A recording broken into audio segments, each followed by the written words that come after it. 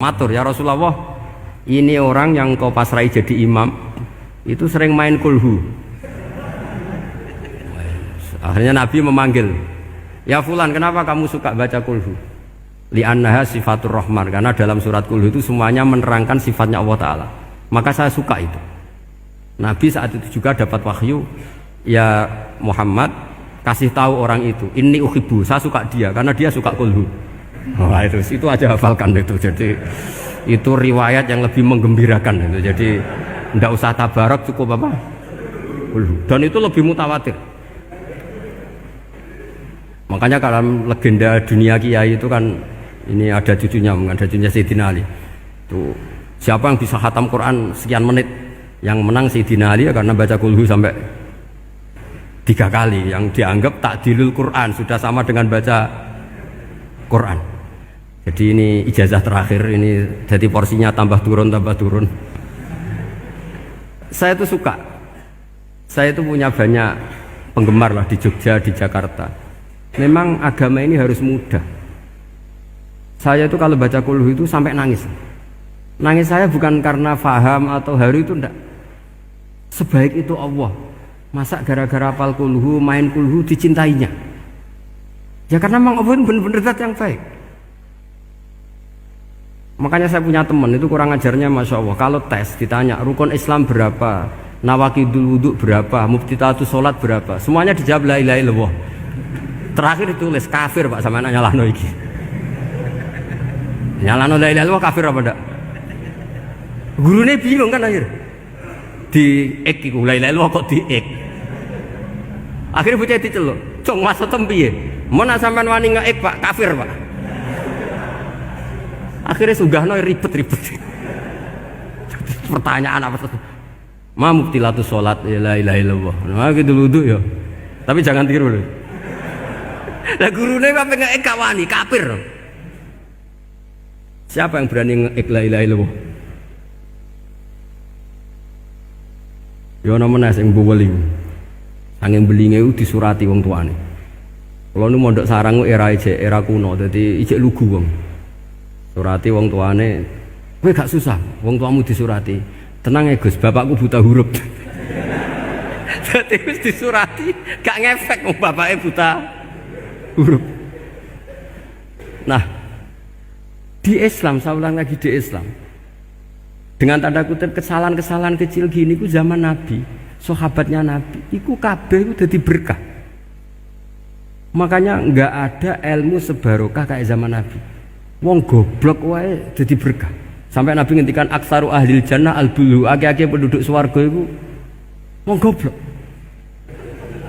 Mergo wong goblok iku piye? Apa dimangkeli iku ya gaweane pangeran. Nabi itu pernah disomasi wong goblok. Itu ya piye? Nabi kan cerita kiamat tuh gini. Yang kemarin enggak jadi itu. Kiamat di Indonesia kan berapa kali ya? 999 terus 2000 berapa? 12 terus Jumat apa kan sering mau ada kiamat itu. Saya sering ditanya tamu, Gus, ngenteni kiamat teng putih. Enteni ning kene barang aku aneh-aneh. Ngkarwan layak alamuha illahu bokas bakas. Nak misalnya tenan piye Gus? Ya tenan sing entek kowe sik, anak aku gak. Wah sesuk tak jak ngenteni kiamat ora sida kiamat. Aneh-aneh. Saya ulang lagi. Ketika Nabi cerita dasarnya kiamat itu sahabat itu nggak mikir, padahal mereka orang-orang pinter. Si mikir wong desa man. Ya Rasulullah mata sa'ah, engkau itu cerita kiamat terus tapi nggak jelas tanggalnya. Lalu itu kapan? Wah kaget sahabat, oh pinter juga. Kalau cerita itu ada tanggalnya dong. Ini kan cerita terus tapi nggak jelas tanggalnya. Apa diamuk wong desa? Ora diamuk mangkelno. Nabi meneruskan tentang ahwalil kiamah, masih nerangkan ahwalil kiamah. Dibaleni lagi. Ya Rasulullah mata sa'ah. Lalu kiamat itu kapan? Ini kalau ijazai, jadi bodoh tapi untuk ridhanya Allah Ta'ala. Ampun. Kalau lah kadang jadi pinter gue nyesal. Ribet. Dikongkonan dikongkon Pak Najib barang ini akhirnya. Gara-gara pinter. Padahal kok ya wong bodoh lah mlebu swarga, ribet kan? Direwangi dadi wong alim, sebelum kok wong bodohne ya melok mlebu swarga. Wong gelombang kedua itu pengumumannya siapa pencinta Nabi, pencinta wong alim masuk swarga. Yang pertama seleksinya agak ketat, yang kedua itu ya Muhibbin mun cukup mun. Jadi sebenarnya swarga ya ketemu wong ra jelas-jelas nih. Wah repot ya. Akhirnya ketika Nabi gak jawab, sahabat itu banyak yang analisis kariha maqala, lam yasma, ada yang bilang lam yasma, memang Nabi tidak dengar. Ada yang analisis sami'a wa kariha maqala, sebenarnya Nabi itu dengar tapi gak suka karena pas khutbah di-cut, diinterupsi. Karena diulang-ulang lagi akhirnya akhirnya Arabi tadi mengulang-ulang lagi, akhirnya Nabi jawab.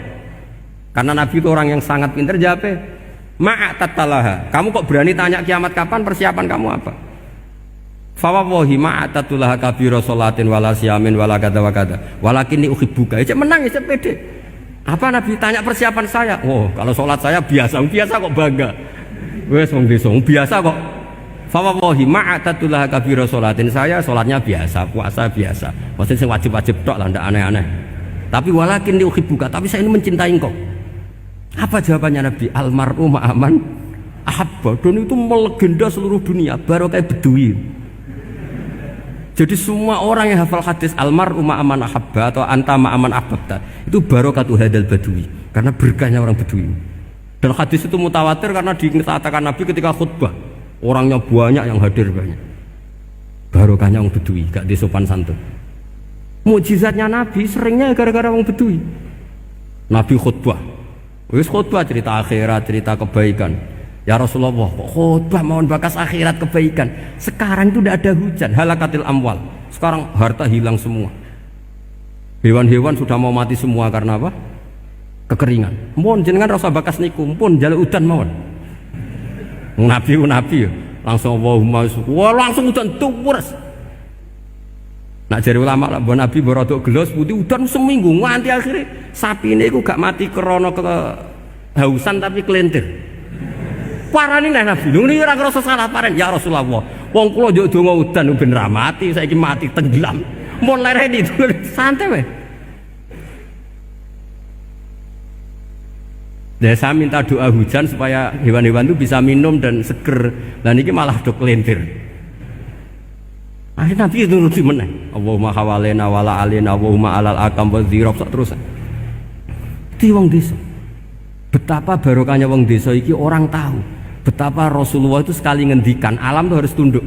Jadi min mu'jizati Rasulullah sallallahu alaihi wasallam itu sekali ngendikan alam itu harus ngikuti.